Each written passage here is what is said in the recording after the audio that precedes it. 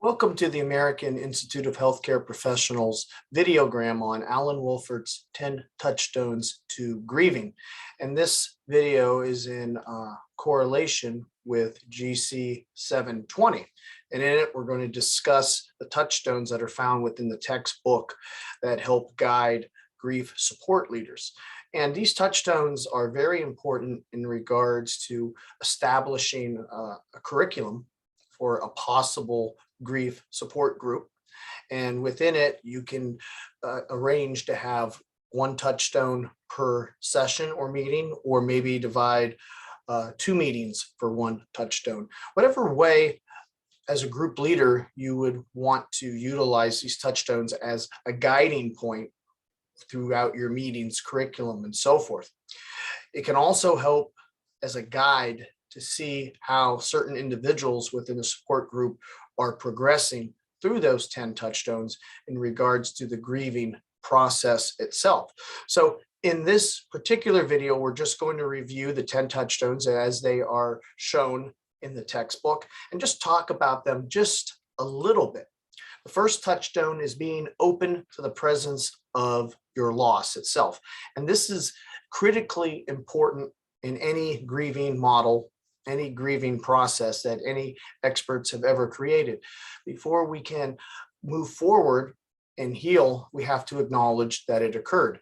And it's kind of ironic that one of the first emotions in the grieving process, which Kubler Ross lays out, is denial, to deny. And until we, as an individual griever, leave that state of denial, there is no becoming open to that particular loss and accepting that loss itself. So accepting the presence of loss is key, and it's something that is very important to emphasize in the first meeting. Touchstones 2 and 3 look at a few other concepts. During the initial grieving process, one has to dispel dozens of misconceptions about grief. There are so many ideas that grief is a pathology, that grief is a conclusion, that there is a conclusion to grief, that it eventually does end, that it is not an ongoing life process. So individuals come into grief support groups thinking maybe there's a cure for their grief. That's a misconception. Then dealing with other individuals within the group that might have grief myths, so to speak, about how it is to grieve. Those can be dismissed in this session very easily as well, because many individuals can be misled about the grieving process, maybe even from family and friends who want to put forth their own idea of when someone should heal over grief on another person. So that's a situation you're going to see with a lot of individuals entering grief support groups. They've developed a lot of maybe bad habits in the grieving process. So we want to definitely dispel these ideas and to help the individual create better habits for the grieving process. Also, embracing the uniqueness of an individual's grief is very important. While grief is a universal experience for everyone, because everyone experiences loss in this world, there are unique points to each one's grief, subjective elements that make it independently unique for the particular individual. So no two griefs are really alike, even though they might stem from the same type of loss. It depends on the person, the individual, on how they react to that loss with all of their circumstances that surround them. So it's important to embrace one's grief, to dismiss misconceptions, and then to embrace the uniqueness of one's own personal grief itself. Touchstone 4 deals with exploring your feelings of the loss. And again, with Kubler Ross, there's a lot of emotions that come with grief that we can review.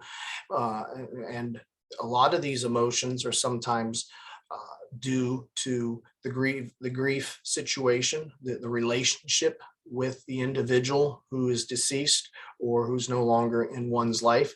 And these emotions can produce an array of different types of feelings, from anger, sadness, regret, guilt, anxiety. And all of these emotions should not be labeled, quote unquote, as bad, but as unique emotions that are natural to the situation. And some of them need to be analyzed and understood so that The negative ones that should be there, such as anxiety or guilt, they're able to leave, and for you to have a more healthy perspective on grieving itself. So in a group setting, I think this is an extremely important thing to have, because individuals can discuss their feelings, share their feelings in confidentiality, and have others also express maybe similar feelings that they may have gone through for the quite similar of a situation itself. So you definitely, during the grieving process, want to explore feelings, and that's important in any grief support group setting.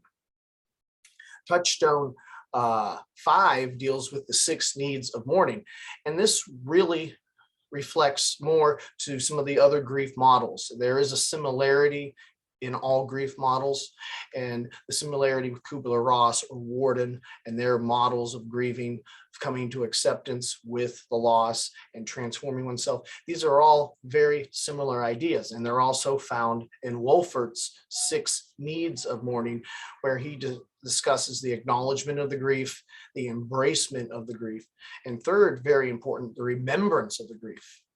In past grief theory, the idea was to estrange oneself from the pain and the loss, because it was a pathology, and that's not the case. It's a continuing bond that is kept, and through remembrance, the grief can be and the loss can be honored, so that an individual can learn to live with the grief in a normal way. And that's where the adjustment comes following that, with the development of a new identity. And by new identity, I don't mean a new person altogether, one that forgets the past, but one who lives with the past, but has created a way to live with that hurt and loss. And that's the new true identity. Also, following that with that identity is a search for new meaning as well. What is your new meaning in life? What is your purpose in life without this particular person no longer with you? And that's an exploration in itself. That is a transformation in itself. And another big one, and that's why grief support groups have this, is letting others help, knowing that you cannot do it all by yourself.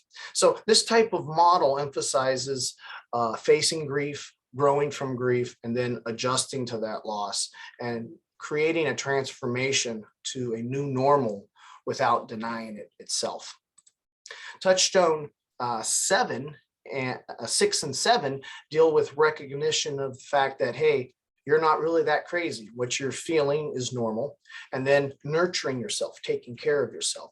So grief is not a pathology. It's not insane to mourn over a long period of time.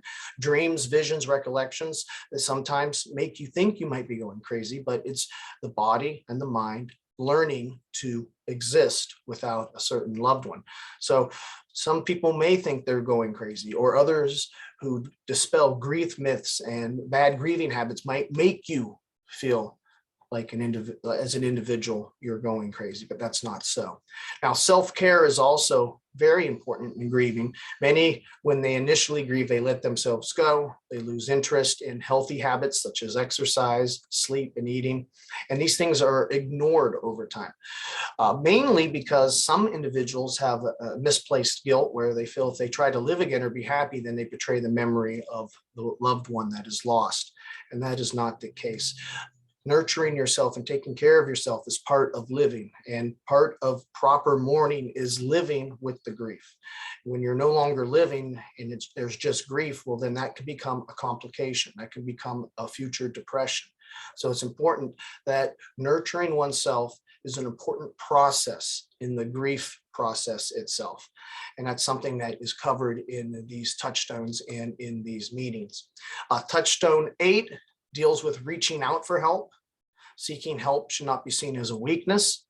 Regards to help, the textbook covers the rule of thirds, and that simply put is out of all the people in your life, they can be divided into thirds, 3 groups. One group will be beneficial to your emotional recovery. Another group will look to sabotage your recovery in terms of bad advice or thinking they know how you should mourn. And the final third is going to be more indifferent to your grieving. after the funeral, they kind of forget about it and so forth.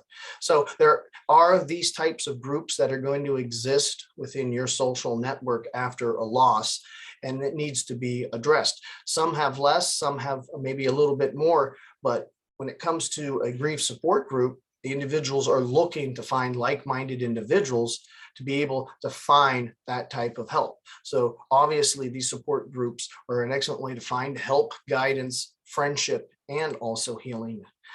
And we go to the final touchstones, 9 and 10, the idea of seeking reconciliation, not resolution. And this is something that needs to be laid out almost in the first meeting, that your grief is not going to go away. It's going to be with you, but you're going to reconcile with it. So there's no true happy ending to grief. The only happy ending is having restoration with the deceased. And that's not going to happen, at least in this world. So you can form new bonds with others, but that doesn't mean the old bonds are gone. They can be continued, they can be cherished, and so forth. So there's never going to be a true resolution to the issue. There can be a reconciliation and an acceptance to it. And finally, touchstone 10 looks at appreciating that transformation that occurs from this reconciliation. It's okay to find joy in new things in this world, and understand also that your new transformation is not a betrayal to the deceased, but merely an adjustment to the absence itself. Change, as the last point says, needs to be associated with growth itself. So these touchstones are excellent guides, an excellent curriculum to use side by side with the meetings that are in some support groups. This is why Wolfelt has it in the series, and why we utilize that textbook on his touchstones in GC 720 itself. If you'd like to learn more about our grief counseling certification, there's a link below. And there's also links that guide you from there to our grief support training link as well. Our office phone is 330-652-7776, and our email is info@aihcp.org. So if you're about to go into a group meeting session that has multiple meetings over maybe a 10 or 12 week period, utilizing Wolfelt's touchstones is an excellent way to give a little bit of academic meat to the bone, so to speak. I'd like to thank you for listening, and have a great day.